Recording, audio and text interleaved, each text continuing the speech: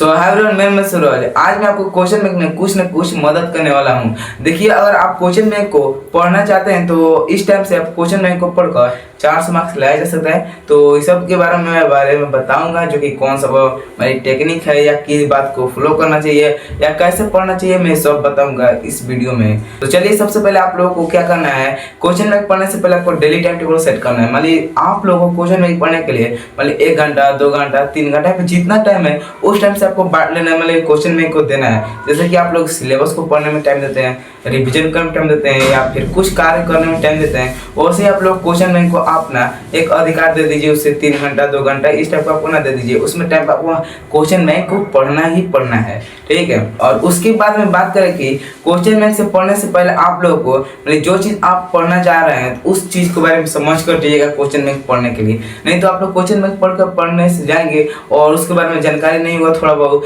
तो आप लोग उसके आंसर क्वेश्चन मान लीजिए NS1 है पलट उलट करेंगे, लेकिन आपको समझ में नहीं आएगा। इसलिए आपको जो चीज़ पढ़ना जा रहे हैं, मान लीजिए आपको उदाहरण से मैं समझा रहा हूँ। मान लीजिए आपको त्रिकोणमिति ही कोई मान लीजिए एक्सरसाइज पढ़ना जा रहा है, मान लीजिए उसे सॉल्व करना जा रहा है, मान लीजिए लॉन्ग क्वेश्चन के लिए, ठीक, क्वेश्चन बैंक से। मान लीजिए आप लोग बुक सॉल्व कर लिए और क्वेश्चन बैंक को सॉल्व करना जा रहा है। मान लीजिए आज से कुछ दिन पहले बुक सॉल्व कर लिए और सेम टू सेम आज जा रहे हैं क्वेश्चन बैंक सॉल्व करने के लिए, लेकिन ऐसा नहीं करना। हमारे क्वेश्चन बैंक सॉल्व करने से पहले आप लोगों को फार्मूला जो कि बुक से कुछ क्वेश्चन आपको प्रैक्टिस कर लेना है, तब आप लोगों को जाना है क्वेश्चन बैंक प्रैक्टिस करने के लिए। मतलब इसलिए क्या होगा, जो चीज़ आपको थोड़ा सा मान फार्मूला याद हो जाएगा और कुछ ना कुछ आपको मान याद हो जाएगा, मतलब आपको पढ़ाने में थोड़ा सा हेल्पफुल मिल जाएगा। इसलिए आप लोग क्वेश्चन बैंक पढ़ना मान सब करने जाइएगा।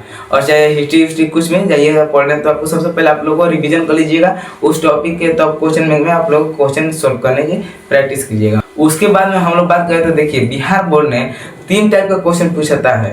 पहला हो गया ऑब्जेक्टिव, दूसरा हो गया मतलब शॉर्ट क्वेश्चन जो कि लघु उत्तरीय कहते हैं, जो कि एक होता है लॉन्ग क्वेश्चन जो कि दीर्घ उत्तरीय क्वेश्चन पूछाता है। 3 टाइप का क्वेश्चन, और इसे 3 हिस्सा में आप लोग बांट दीजिए पढ़ने का। मतलब 1 घंटा पढ़िए ऑब्जेक्टिव, 2 मान लीजिए 1 घंटा पढ़िए शॉर्ट क्वेश्चन, और 3 घंटा तीसरा टाइम तीसरा का टाइप में आप लोग 1 घंटा पढ़िए लॉन्ग क्वेश्चन। मान लीजिए तीनों टाइम में आप लोग बांट दीजिए। इसको आप लोग करना ही करना है। और देखिए, अगर आप ऑब्जेक्टिव में 230 अंक लाना चाहते हैं तो आप लोग इस वीडियो में मान लीजिए जो चैनल पर देख रहे हैं, इस चैनल पर टाइप करेंगे तो 2 चैनल देखने को मिलेगा। एक जो सूरज आर्या, उसे आप लोग जाकर उसमें आप लोग देख सकते हैं एक वीडियो है जो कि मान लीजिए 230 मार्क्स कैसे लाए सिर्फ ऑब्जेक्टिव पढ़कर, उसमें मैं बताया हूँ, तो आप लोग उसे मिस नहीं कीजिएगा। और सब्जेक्टिव बात करें तो सब्जेक्टिव वाला वीडियो कल आ जाएगा उसी चैनल पर, आप लोग उसे भी देख सकते हैं। सब मैं बारी बार से डालता रहूँगा। तो चलिए मैं अपना टॉपिक बात कर लेता हूँ, जो कि आप लोग को क्या करना है, मान लीजिए 1 घंटा सब पर देना है टाइम। और देखिए, आप लोग को ऑब्जेक्टिव के लिए मैं कुछ ना कुछ यहाँ पर बता दे रहा हूँ। देखिए, ऑब्जेक्टिव में आपको क्या करना है,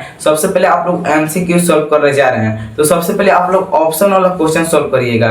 जो ऑप्शन वाला होता है तो आप लोग ऑप्शन वाला कीजिएगा, और नहीं तो विदाउट ऑप्शन वाला नहीं कीजिए, क्योंकि बिहार बोर्ड ने खाली ऑप्शन वाली क्वेश्चन फ्लो करता है। जैसा कि आप लोग कोई क्वेश्चन दे देगा, मान लीजिए कोई आपको एक क्वेश्चन दे दिया, जलियांवाला बाग हत्याकांड कब हुआ था, ऐसा क्वेश्चन दे दिया ABC, और उसमें कोई आंसर होगा सही, उसे आप लोग टिक लगाना पड़ेगा। मान लीजिए आपको समझते हैं ना, इस टाइप को देगा, और इनसे कोई नहीं देगा, इसमें से मतलब सब भी देगा, ऐसे आपको देगा क्वेश्चन। तो आप लोग ऑप्शन वाला क्वेश्चन ज़्यादा फॉलो कीजिएगा। यह था ऑब्जेक्टिव का टिप्स है। और देखिए, आप लोग लॉन्ग क्वेश्चन मान लीजिए शॉर्ट क्वेश्चन पढ़ने जा रहे हैं, तो आप लोग मैं बताया ना शुरू में, जो कि आपको पढ़ने जा रहा है तो आपको रिविजन करना है। रिविजन करके आप लोग को जो क्वेश्चन पढ़ लिए क्वेश्चन बैंक से पढ़कर, अब आपको फिर से लिख कर प्रैक्टिस कर लीजिएगा, ये आपको कंप्लीट हो जाएगा। Same to same long question भी ऐसे ही करना है। मान लीजिए आप लोग को लॉन्ग क्वेश्चन के लिए आप लोग डेली 10 क्वेश्चन लिखने की प्रैक्टिस कर लिया। डेली आपको 10 क्वेश्चन लिखना ही लिखना है। ये मान लीजिए आपको लिखना ही लिखना है, नहीं लिखेंगे तो आपको लॉन्ग क्वेश्चन में आप लोग पीछे हो पाएगा। और सब जानते हैं ना, कोई एगो चीज में कम होने से आपको पूरा रिजल्ट खराब हो सकता है।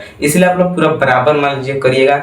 ऑब्जेक्टिव ज़्यादा टाइम देते हैं तो सब्जेक्टिव में दीजिए, लॉन्ग क्वेश्चन दीजिए, तीनों टाइम में आपको टाइम देना ही देना है।